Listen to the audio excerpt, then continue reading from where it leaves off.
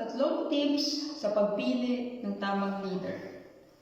Pero bago po simulan yon, may kwento po muna ako.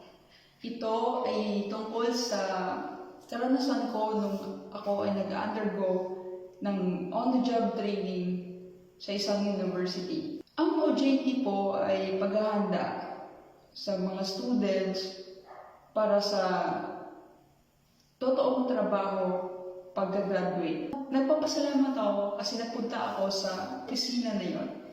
First time na nasa workplace setting ka. Gusto ko pong i-share na during OJT days, yung setting ng office na kung saan ako nag-OJT, apakatahimik. Pagtrabaho talaga. At nakakatuwa kasi yung focus ng mind ay doon na sa trabaho. Wala talagang ingay ka na maririnig sa opisina na yun. At nakakatuwa lang na balikan ko yung experience na yun. Kasi never pa ako naka-encounter uli ng ganong eksena sa workplace. Nagbago ang lahat ng yun nung nag-graduate kami. Madami tayong nakikilala ng mga strangers na naging friends. Welcome sa world ng employment. Tayong nakikilala na individual, iba-ibang personality, iba-iba yung ugali, iba yung mga leaders na iba yung leadership styles. Yung problema kasi sa akin ay very open ako sa pagkilala ng mga tao. Kahit anong personality, hindi ko naman ginajudge. Doon talaga ako palaging nabibigo.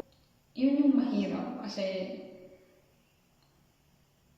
totoo talaga yung sinabing people come and go. Sa ngayon, mas naging maingat na ako sa pagpili. Sa pagpili ng mga tao na pagkakatiwalaan ko.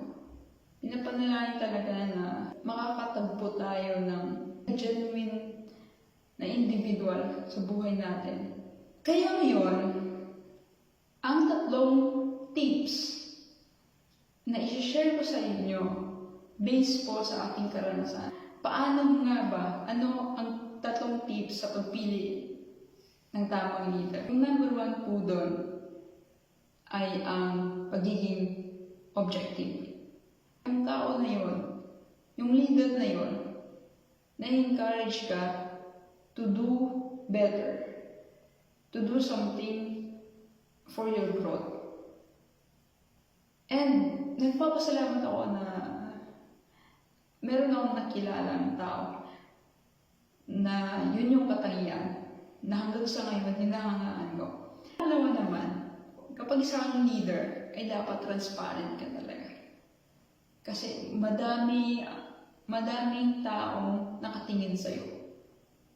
Taong transparent talaga sa lahat ng ginagawa. At pangatlo ay yung pagiging consistent. Consistent, yung leader na consistent sa sinasabi. At nagpapasalamat ako na nakilala ko yung tao na yun. Na since nagkakilala kami, lahat ng sinasabi niya, lahat yung natutupad. Consistent, very consistent. Hanggang ngayon, nakakasalamuha ko pa rin. And yun po ang aking tatlong tips sa pagpili ng tamang leader.